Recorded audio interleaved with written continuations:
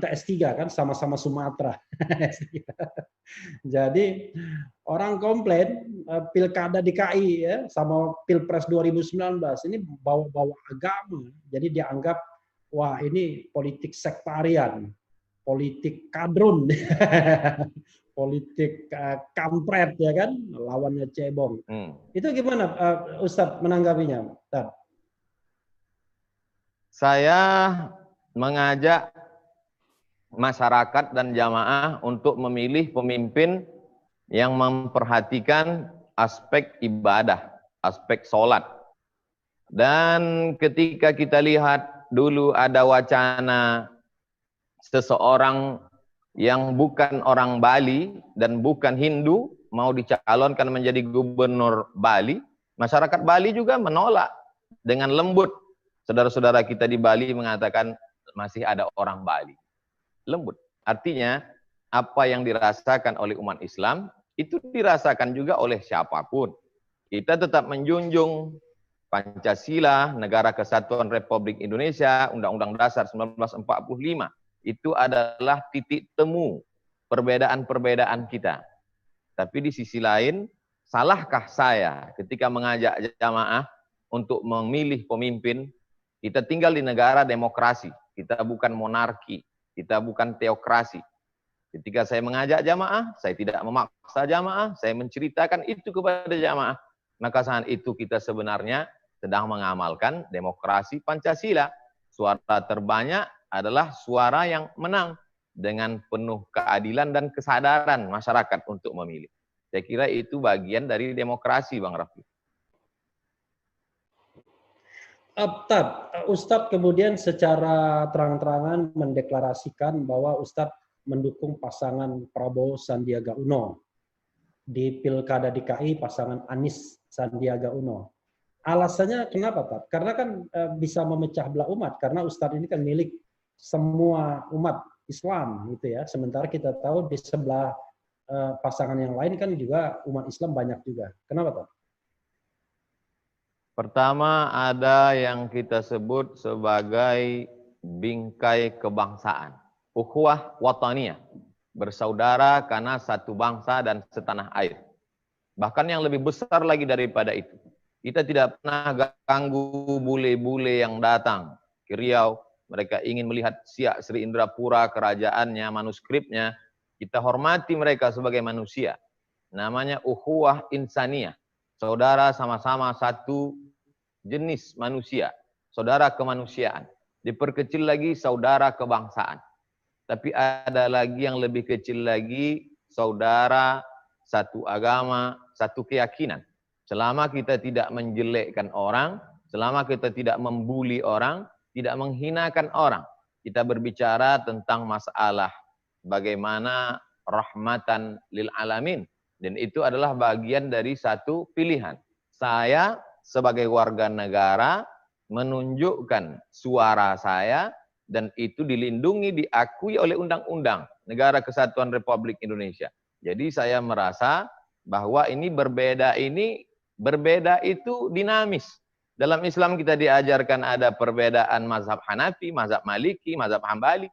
Dalam perbedaan itulah ada simfoni yang begitu indah. Lau sya'allahu la ja'alakum ummatan wahidah. Kalau Allah mau, Allah jadikan kamu ini satu saja semuanya. Walakin liyabluwakum fima atakum. Justru dengan perbedaan kamu itu Allah menguji kamu. Dan sampai hari ini alhamdulillah di tengah perbedaan saya masih tetap berteman baik dengan sahabat-sahabat yang berbeda agama, berbeda partai, berbeda pilihan, bahwa kita ada bully-membuli di internet, ada buzzer, ada macam-macam.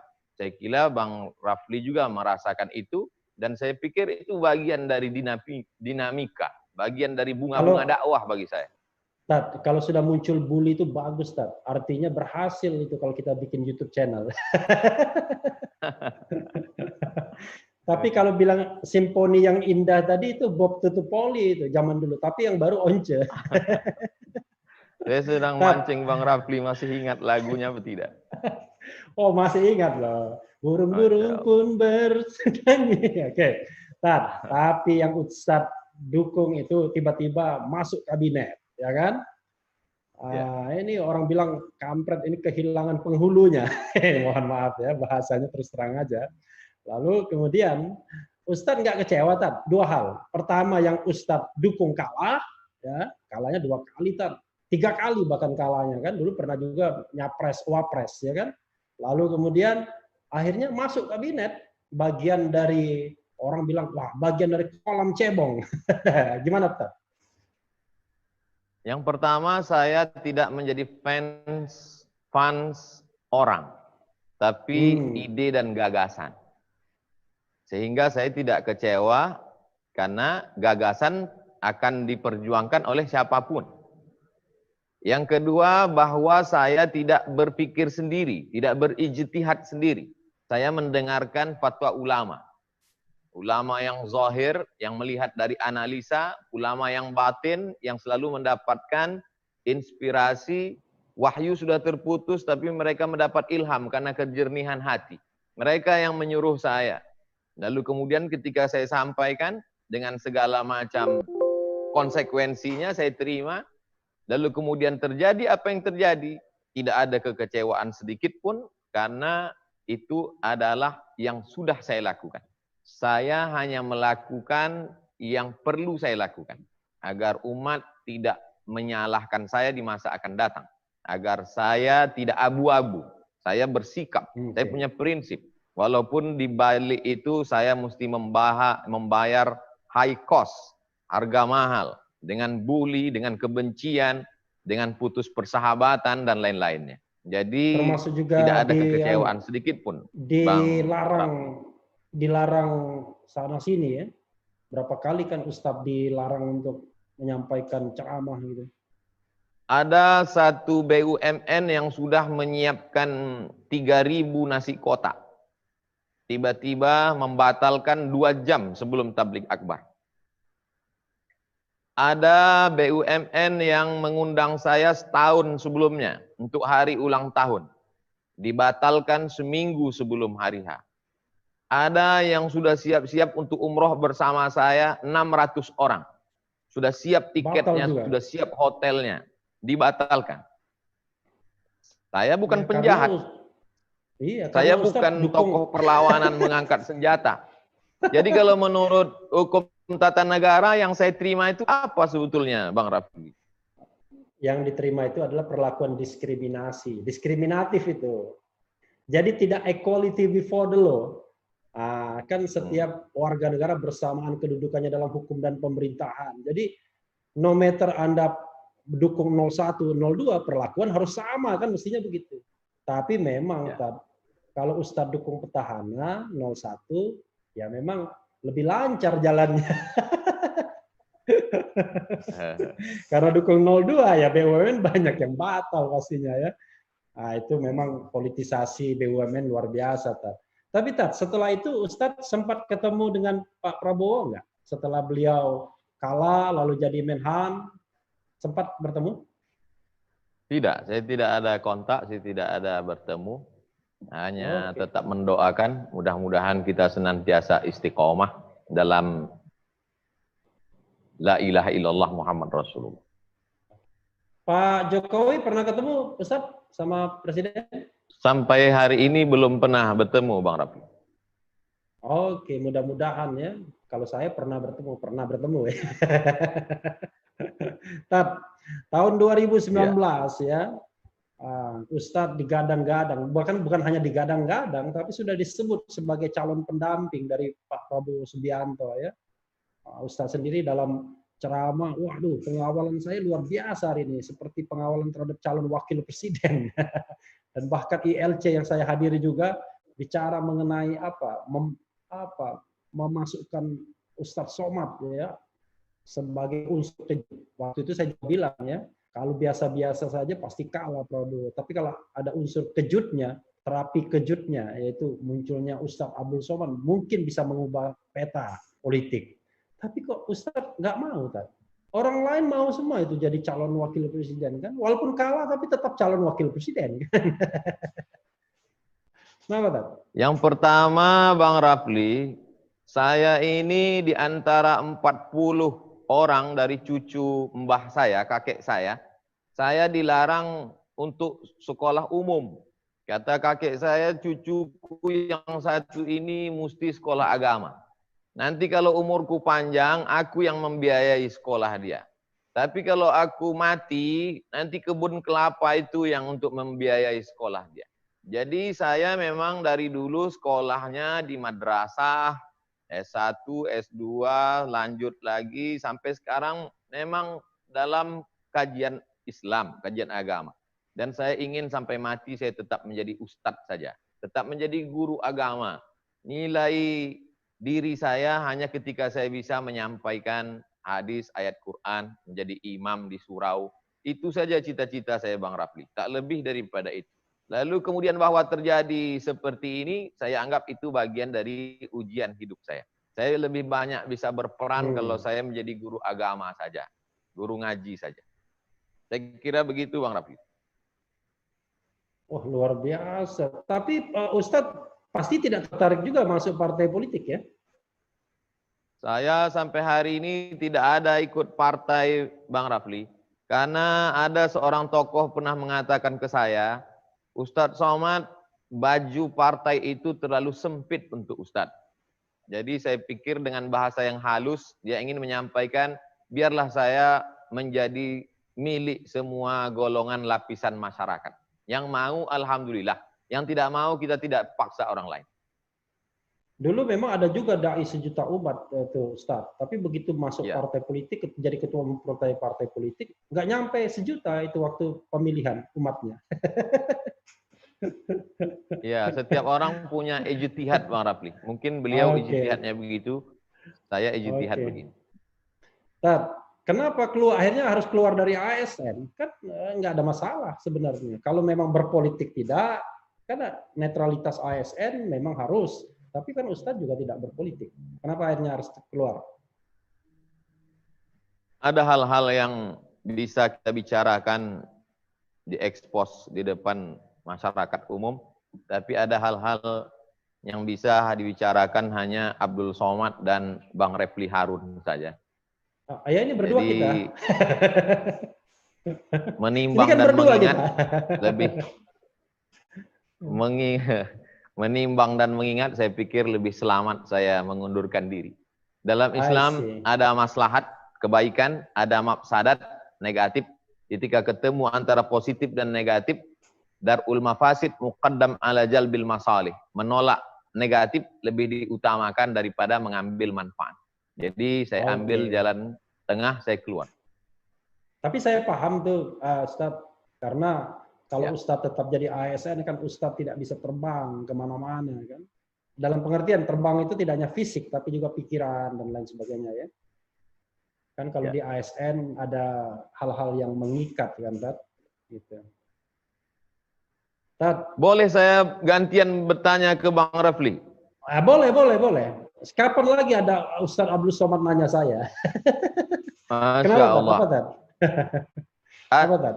Ada, saya baca itu tulisan di harian di salah satu web, katanya kata Bang Refli Harun, Undang-Undang Dasar 1945 pasal 7A, 7B, 7C itu dihapus saja atau dibuang. Itu apa maksudnya, Bang? Bukan, itu bacanya nggak lengkap. Jadi pasal 7A, 7B, 7C itu kan bicara mengenai pemberhentian presiden. Jadi presiden itu bisa diberhentikan di tengah jalan. Kalau bahasa Arabnya kan dimakzulkan tetap. Bahasa Inggrisnya impeach ya, impeachment. Itu kalau dia memenuhi 3 kategori.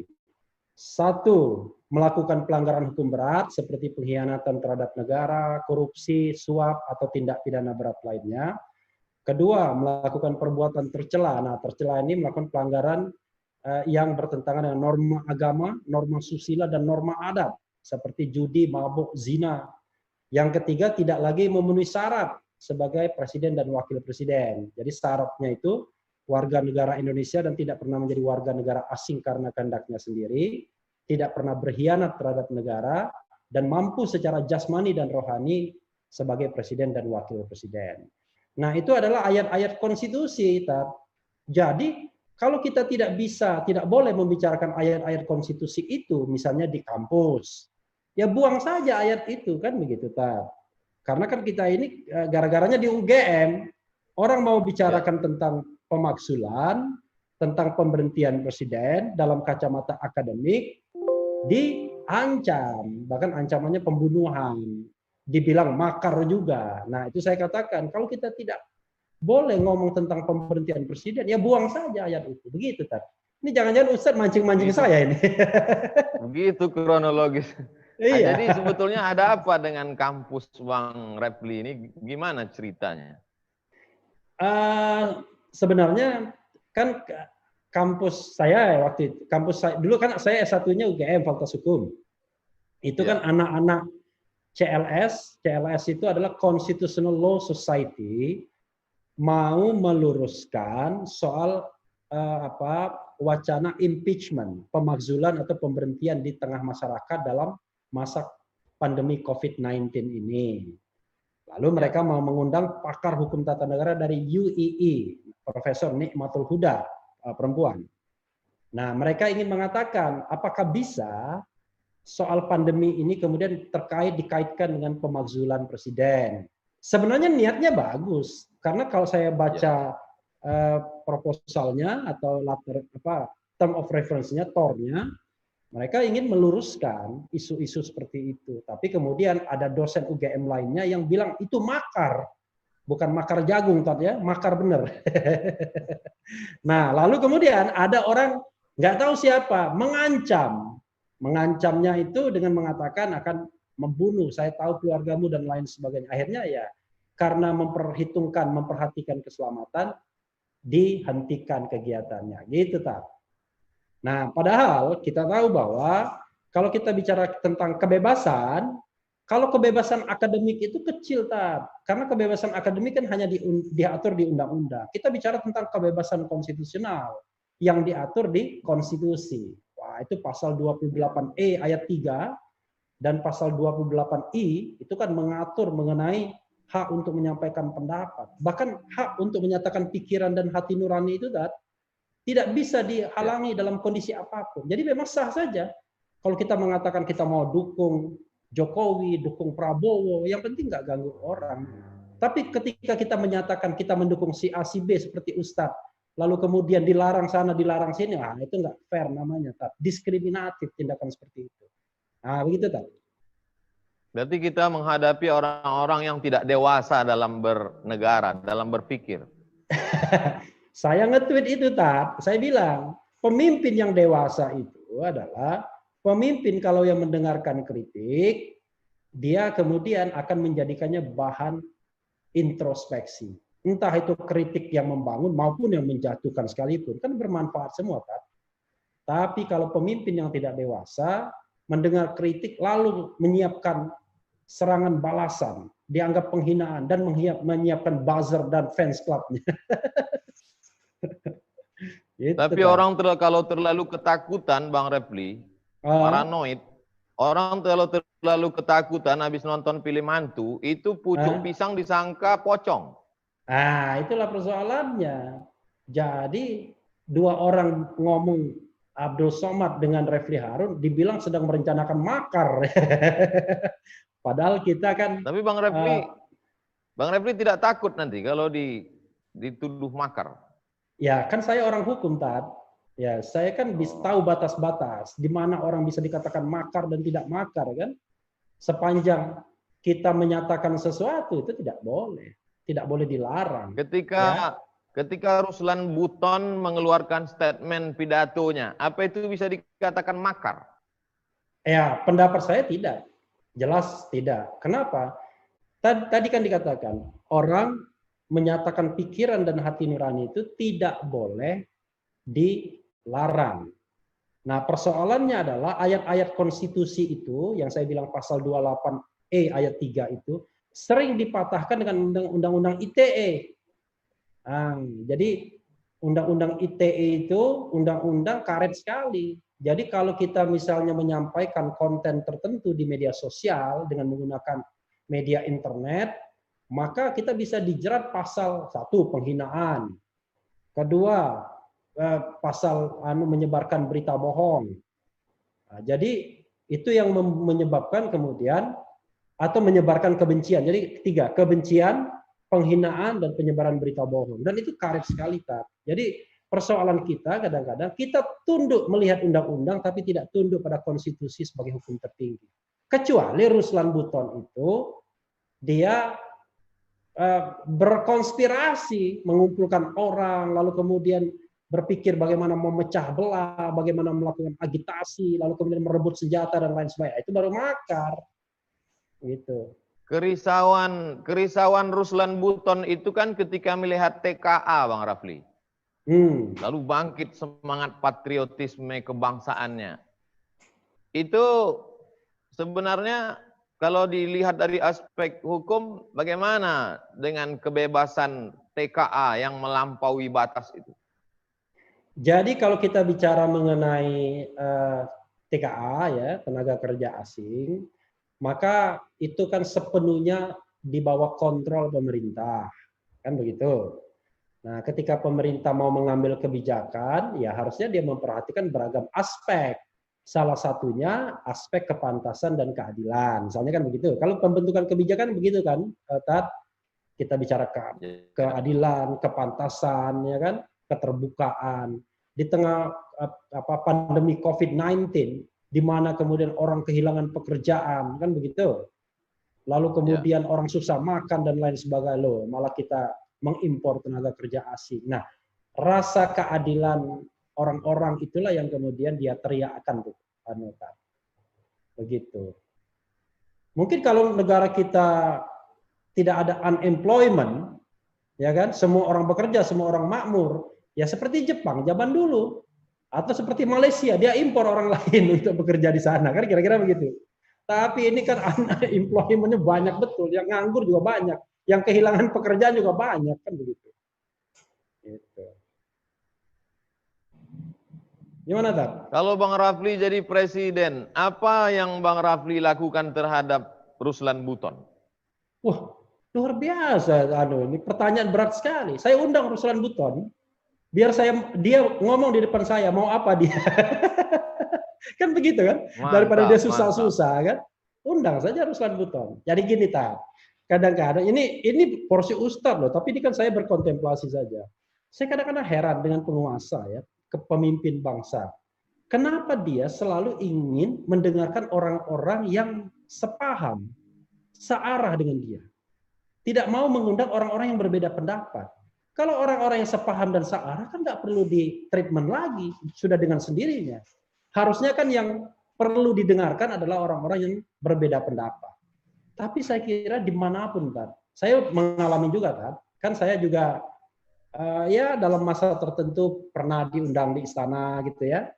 Bahkan saya 4 bulan pernah menjadi staf khusus Menteri Sekretaris Negara Pratikno, tapi saya mengundurkan diri setelah itu.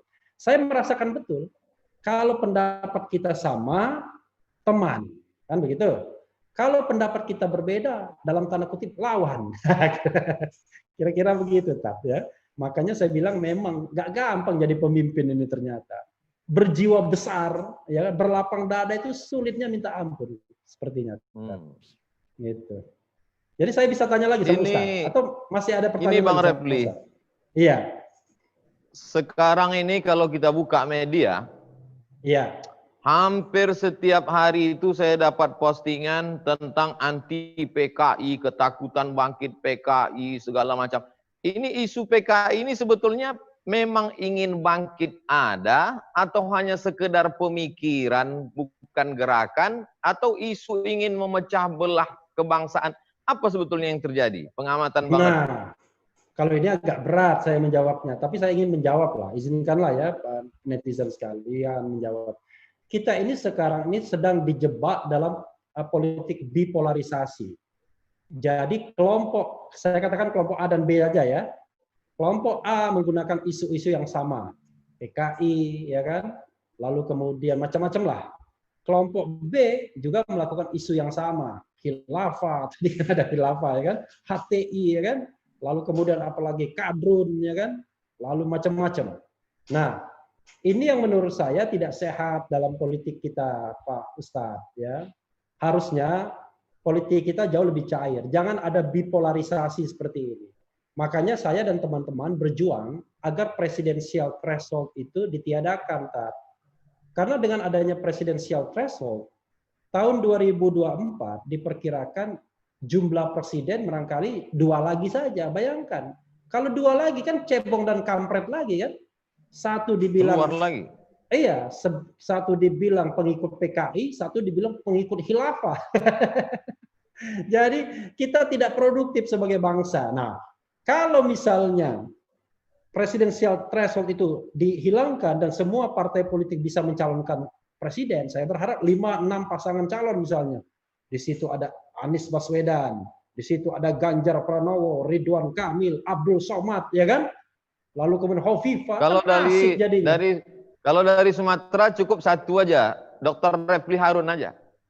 Saya modalnya nggak ada. Modal itu ada 2. Pertama modal uang, dia pengusaha. Kedua dia modal kiai. Saya dua-duanya yang saya nggak punya. Nanti kita disuruh ceramah pula. Pertama diceramah disuruh jadi imam kan, disuruh baca ayat-ayat panjang. Matilah kita. Jadi Imam begitu, Zuhur aja dulu, Bang.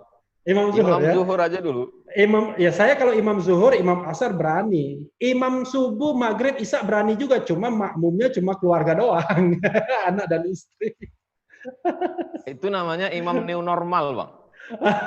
New normal.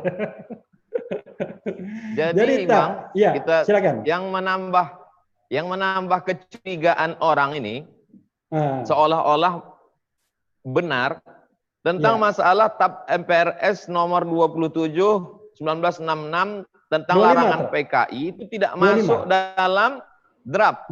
Tidak masuk dalam draft RUU haluan ideologi Pancasila. Gimana 25 ceritanya nih, Bang?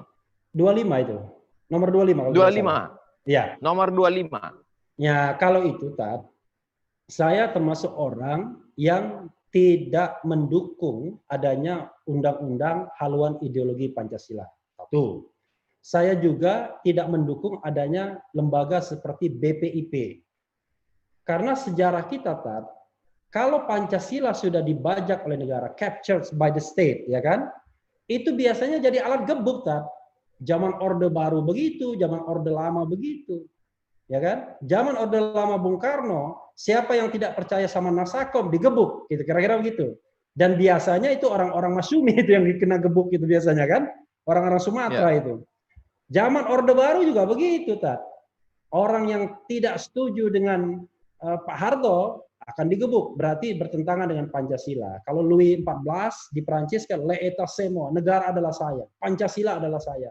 Makanya saya bilang, waduh gak setuju. Karena Pancasila itu tidak hanya ideologi. Terminologi ideologi pun banyak ditentang orang juga. Tapi Pancasila itu dia falsafah negara, dia juga dasar negara, dia juga alat filter bagi kehidupan kita untuk menyerap nilai-nilai asing yang kompatibel atau tidak misalnya.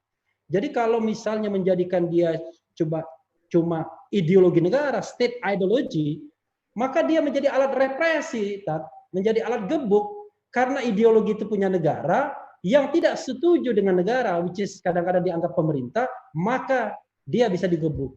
Makanya saya tidak setuju kalau ada undang-undang tentang haluan ideologi Pancasila. Lagi pula, Pancasila itu sumber dari segala sumber hukum. Kalau sumber dari segala sumber hukum itu derajatnya paling tinggi, lebih tinggi daripada undang-undang dasar. Karena dia mengilhami pembentukan undang-undang dasar, TAP MPR, undang-undang sampai ke bawahnya. Lah, kalau dia dijadikan undang-undang, turun derajatnya. Seperti Ustadz Abdul Somad sudah menasional, suruh pulang ke kampung. Begitu, Tat. Jadi sebetulnya kalau dibaca arahnya apa yang diinginkan dari RUU haluan ideologi dan BPIP itu, Bang? Kemana arahnya? Ya, kalau saya mau frankly speaking begini, kita ini kan dalam politik Indonesia ini ada persaingan yang memang tidak bisa kita hindari antara kelompok-kelompok nasionalis, so-called gitu ya, dan kelompok-kelompok Islam. Tahun 55 persaingan itu keras sekali kan, Masyumi NU misalnya masih bisa menempati 4 besar. Jadi ada Masyumi, ada PKI, ya kan? Masyumi dulu, Masyumi, PNI, NU, PKI waktu itu kan. Nah, tetapi sejak pemilu Orde Baru, kan kekuatan Islam kan relatif lebur. Dilebur menjadi P3 dan P3 dikerdilkan. Zaman reformasi, partai-partai Islam atau berbasis masa Islam udah nggak laku. Sorry to say ya. Jadi kita pemilu terakhir saja, nomor satunya PDIP, nomor duanya Gerindra kalau berdasarkan suara, nomor tiganya Golkar, nomor empatnya Nasdem, ya kan? Lalu kemudian partai seperti PKS ya hanya nomor 6 kalau tidak salah ya. Jadi memang P3 nomor buncit ya, yang dari yang lolos parliamentary threshold. Jadi itu menunjukkan gejala Islam formal di dalam formal politik itu tidak terlalu laku lagi. Tetapi kan masalahnya tetap saja dia menjadi sebuah kekuatan yang selalu diperhitungkan Ustadz ya. Ya misalnya suatu waktu bisa muncul pilkada DKI, contohnya misalnya Anies kan bukan orang yang berpartai, tapi kemudian bisa didukung. Kemudian kemarin, Pilpres kemarin juga begitu. Dan itu lintas partai dan lintas pemimpin, ya kan? Ada pemimpin informalnya juga, namanya Ustadz Abdul Somad. Jadi dengan adanya undang-undang haluan ideologi Pancasila itu, mungkin ya, artinya barangkali menginginkan bahwa ada hegemoni satu kelompok. Nah makanya saya katakan, Pancasila itu seperti RCTI harusnya kan milik bersama kebanggaan bangsa. Dia tidak boleh diklaim sebagai milik satu kelompok, milik tokoh tertentu. Tapi dimarahin tak. Saya bilang Pancasila lahir bukan pada tanggal 1 Juni saja marah orang. Karena sebelum jadi Pancasila pada tanggal 18 Agustus itu kan sempat melalui tim kecil, lalu ada Piagam Jakarta kan begitu. Lalu kemudian teman-teman bapak pendiri bangsa dari Indonesia Timur tidak setuju dengan kata-kata menjalankan syariat Islam bagi pemeluk-pemeluknya, lalu diganti dengan ketuhanan yang Maha Esa kan begitu. Ya. Barulah jadi Pancasila 18 Agustus. Karena itu saya katakan Pancasila itu adalah sinkretisme pemikiran, perpaduan pikir, olah pikir bapak-bapak bangsa dan ibu-ibu bangsa, di mana Bung Karno menanam saham terbesar, ya kan? Kira-kira begitu. Jadi kalau rapat umum pemegang saham, mungkin dia bisa memecat komisaris dan direksi. Tetapi itu pun marah orangnya kan. Jadi ya tidak apa-apa. Iya, tidak apa-apa. Karena kalau dia identik dengan partai tertentu atau tokoh tertentu, maka political advantage-nya untuk partai tertentu atau tokoh tertentu itu saja dan pengikut-pengikutnya. Nah ini tidak menguntungkan kelompok lain, karena itu Pancasila tidak boleh captured by the state. Harus menjadi apa? Garis hidup milik bersama semua. Kita, milik semua. Gitu, ya. Gitu. Bang Rapli pernah diangkat Pak Mahfud menjadi ketua tim anti mafia di Mahkamah Konstitusi. Ya. Bagaimana angin kencang di atas itu? Bagaimana rasanya Bang Rapli? Waduh, jadi gara-garanya begini Tan. Saya ini pernah menjadi staf ahli di MK. Jadi ketika MK berdiri tahun 2003, Pak Jimli sebagai ketua MK menginginkan merekrut orang-orang cerdas. Mungkin dianggap cerdas juga kan begitu. Lalu kemudian diangkatlah kita sebagai staf ahli. Ada yang bilang nomenklaturnya beda-beda, kadang-kadang asisten hakim, kadang-kadang staf ahli. Nah, itu sampai 2007 akhir. Jadi 2007 akhir, karena saya bandel terus, kerjanya protes terus ya kan, akhirnya kontrak tak diperpanjang. Semua staf ahli dilepaskan semua. Kan begitu kira-kira. Ya ada sejarahnya panjang lah kira-kira begitu. Namanya orang melawan terus itu kan dimanapun bersuara terus, itu masalahnya. Nah, lalu kemudian tahun 2008 saya berkegiatan di lembaga yang namanya CETRO, Center for Electoral Reform. Jeda 1 tahun, saya kemudian beracara di Mahkamah Konstitusi pada tahun 2009. Jadilah saya lawyer pilkada kan, lumayan, alhamdulillah rezekinya lumayan. Kalau tidak ada lawyer-lawyer pilkada begitu, zooming sama Ustadz Abdul Somad ya agak susah juga. Lalu kemudian saya menemukan fenomena, waduh, ini sepertinya nggak benar nih putusan-putusan MK kan. Saya adukan waktu itu ke Pak Mahfud. Sama Pak Mahfud malah dibenturkan saya ke Akil Mukhtar kan. Nah, begitu saya mendapatkan lagi informasi, saya nggak mau lagi ngadu. Nah, cuma waktu itu ada pernyataan Pak Mahfud bahwa MK bersih 100% katanya. Saya nulis di Kompas, MK masih bersih dalam tanda tanya. Saya waktu itu mengatakan ya jangan terlalu yakin lah. Kalau tidak ada asap, kalau tidak ada api, tidak mungkin ada asap, kan begitu. Jadi bentuklah tim investigasi. Betul, dia bentuk tim investigasi. Waktu itu saya ketuanya, anggotanya Anan Buyung Nasution, Bambang Harimurti, lalu kemudian Saldi Isra, teman kita dari Sumatera Barat, dan Bambang Wijoyanto.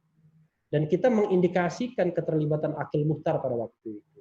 Cuma jangankan tim swasta begitu yang dikasih kerja sebulan, KPK saja yang dibentuk bertahun-tahun, mencari Harun Masiku aja susahnya minta ampun.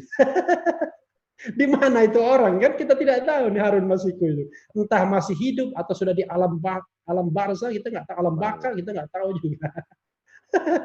Nah, karena itulah kemudian akhirnya ya kita laporkan. Cuma waktu itu serangan baliknya ke saya, Tat. Karena saya malah diadukan melakukan percobaan penyuapan, kan begitu, malah saya. Karena itu kan pengaduan dari klien saya kalau dia diperas. Baru 3 tahun kemudian kebenaran itu terungkap. Ketika Akil Mukhtar pada tanggal 2 Oktober 2013, 3 tahun kemudian ditangkap oleh KPK karena menerima suap dari Bupati terpilih Gunung Mas yang sekarang sudah meninggal di dalam penjara, meninggal dia. Jadi begitu Tat, ceritanya. Jadi ya sooner or later yang namanya kebenaran itu akan terungkap juga, begitu Tat. Gitu. Masya Allah. Ini Bang Rafli sekarang jadi YouTuber. Gimana cerita kronologisnya? Saya terus terang senang. Senangnya maka masyarakat punya pilihan. Tidak hanya konten-konten yang tidak mendidik itu insya Allah lewat. Bergizi, berkualitas. Motivasi awalnya gimana? Nah, motivasinya ini motivasi yang insya Allah motivasi baik, Pak, ya, bukan motivasi kekuasaan, bukan motivasi yang lain. Saya ini pernah bekerja di media massa 8 tahun, Pak. Lalu kemudian sering diundang oleh televisi untuk memberikan pendapat-pendapat. Di ILC kita pernah ketemu Tat sekali, Tat, ya. Nah, tetapi kita tahu bahwa kalau kita rely on, tergantung dengan media, akan susah. Tak? Pertama kita nunggu diundang, kan begitu. Kedua, kadang-kadang saya katakan dia punya 3 kredo yang namanya TV itu. Pertama adalah restriksi, jadi pasti ada pembatasan-pembatasan. Tolong dong jangan ngomong ini ya, kira-kira begitu ya. Kalau sudah. Kedua, itu distribusi, pengertiannya, wah ini harus laku kan. Kemudian ketiga durasi. Baru ngomong sebentar saja. Oh, durasi. Ini Ustaz nggak ada durasi kan? Jadi pusing kepala kita kan?